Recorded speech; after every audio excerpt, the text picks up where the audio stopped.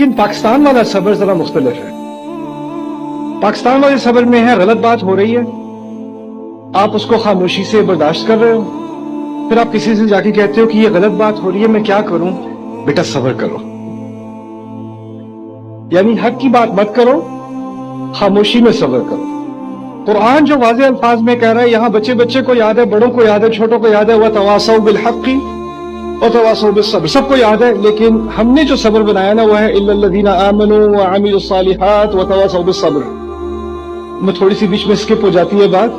یہ نہیں کہا حق کی بات نہیں کرنا، یہ باتیں مت کرنا، اس سے بڑی مصیبت ہوگی، بس تم صبر کر لو. ہم نے بھی صبر کیا تھا، تم بھی صبر کرو، اللہ تعالیٰ تبدیلی لائے گا. اللہ تعالیٰ نے جو تبدیلی لانے والا نظام بنایا نا اپنا، وہ یہ ہے کہ پہلے حق کے لیے انسان کھڑا ہوتا ہے، پھر اللہ کی مدد آتی ہے، اور اس کے مدد کے آنے تک آپ نے حق کی بات کرتے رہنے اور حق کے ساتھ کھڑے ہوتے رہنا ہے.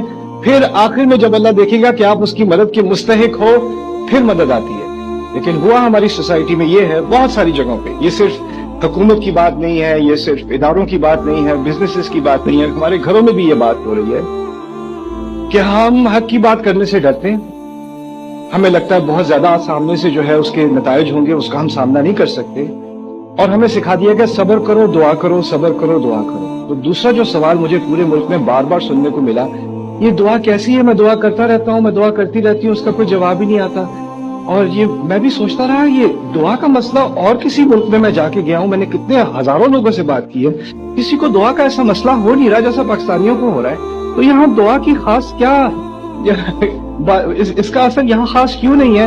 پھر مجھے جا کے بات سمجھ میں آئی، جس طریقے سے دعا کی بات کی جا رہی ہے نا ہماری سوسائٹی میں، وہ یہ ہے کہ آپ نے جو اپنا کردار ادا کرنا ہے نا دعا کرنے کے مستحق ہونے کے لیے، اس کو ہٹا دیا گیا ہے رستے سے.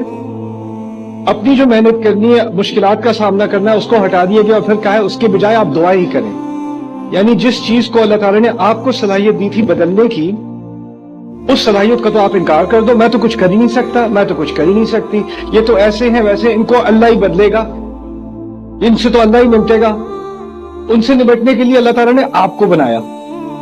جو بھی مشکلات آپ کے سامنے ہیں نا، اس زمانے میں، ان مشکلات میں، اس فیملی میں، اس سوسائٹی میں، جس قوم ان مشکلات کا سامنا کرنے کے لیے صلاحیت رکھتی تھی، اسی کو وہاں ڈالا گیا ہے.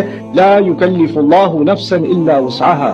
اللہ کبھی کسی انسان پر ایسی تکلیف نہیں ڈالتا سوائے اس کے کہ اس میں اس کی وسعت ہو.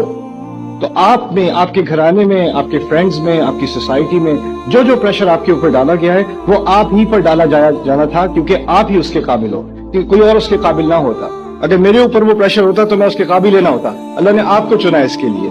تو یہ اپنے بارے میں کہہ دینا نہیں میں تو کچھ کر ہی نہیں سکتا، بس دعا ہی کر سکتے ہیں اب، اور صبر ہی کر سکتے ہیں، پھر آپ کو دعا اور صبر کا کرائسس ہو جائے گا، اور آپ پھر پوچھنا شروع کر دو کہ یہ پتہ نہیں میری دعائیں اللہ تعالیٰ سنتا کیوں نہیں ہے، وہ مجھ سے کیوں اتنا ناراض ہے. یہ ناراضگی کی بات نہیں ہے، یہ آپ کی غلط فہمی کی بات ہے.